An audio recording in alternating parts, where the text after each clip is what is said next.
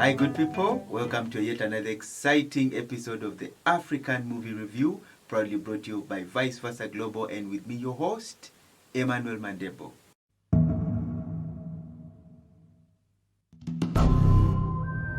Do you know the expression, no good deed goes unpunished? I've heard of it. Okay, so would you say that me picking you up there was a good deed on my part? It was a very good thing, and may the good Lord bless you very much for it.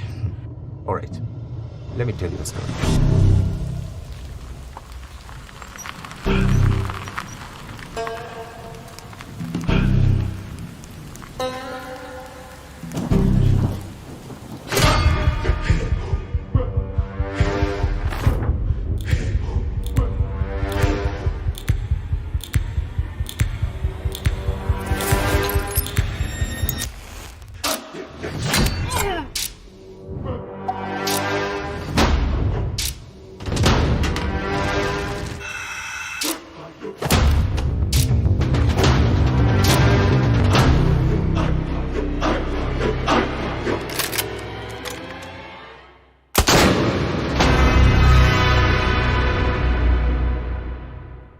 Today, we bring you The Girl in the Yellow Jumper, a film written and directed by the multi-award-winning director Loukman Ali from Uganda.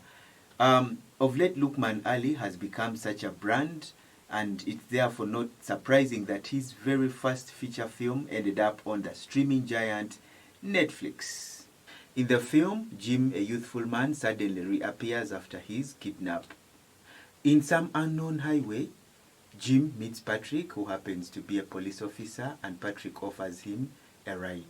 As they proceed with their journey, the two spark a conversation. The conversation soon progresses, and more revelations pop up, casting more doubt in Jim's kidnap story.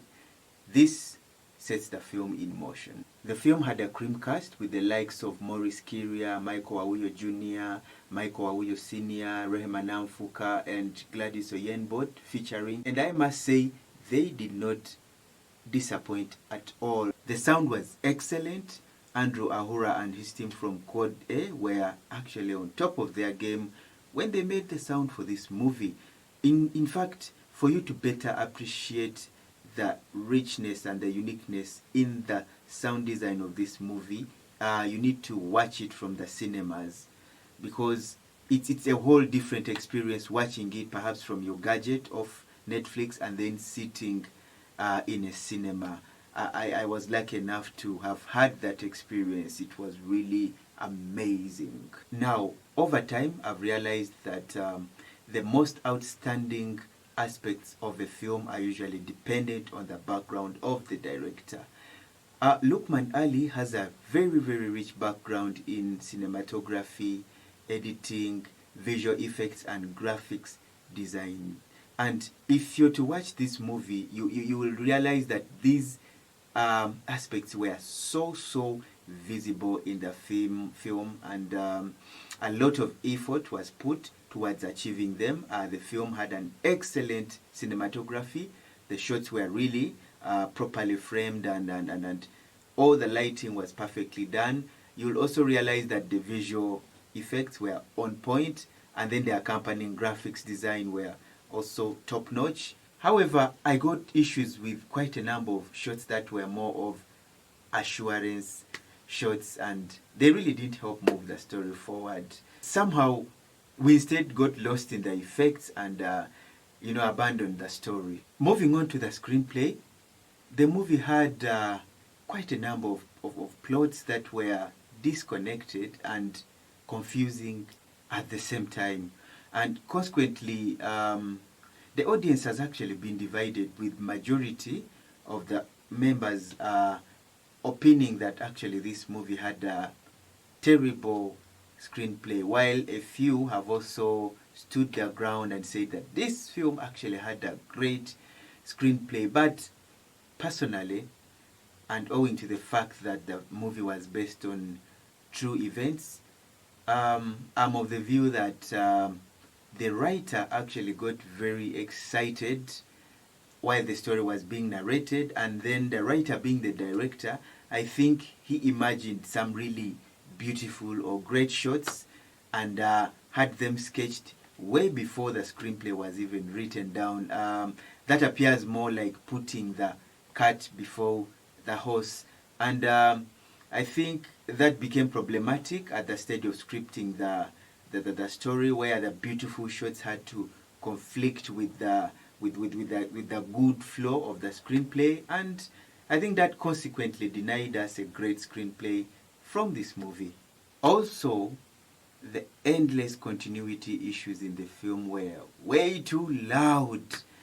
I don't know, I can't really list them all, but there was that scene of the stopover at the highway where Patrick went and bought some fresh fish and then hung the fish in front of the car. Then they drove off.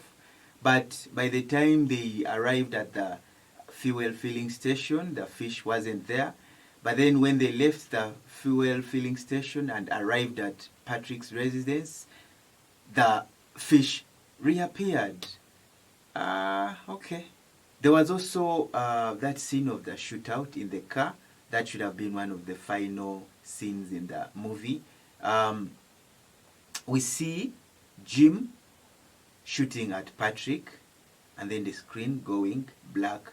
But a few moments later, the old man who was in the car exits the car, removes his handcuffs and discards them.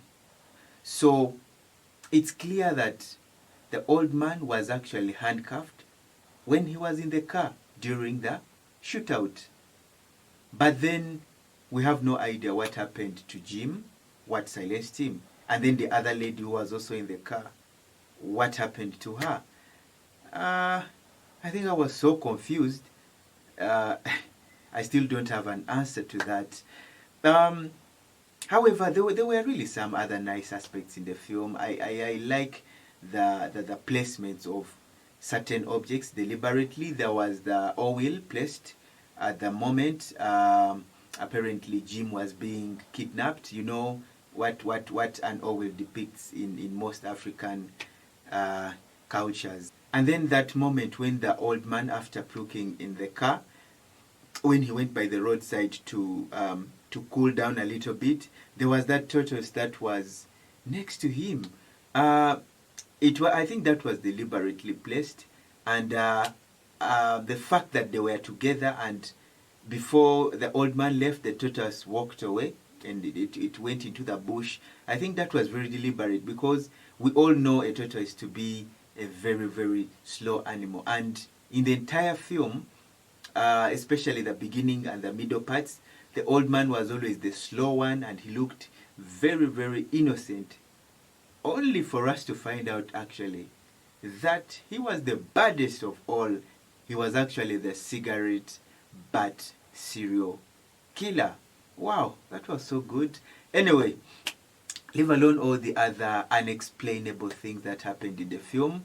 Somehow the good visuals and then the excellent sound covered up for all that.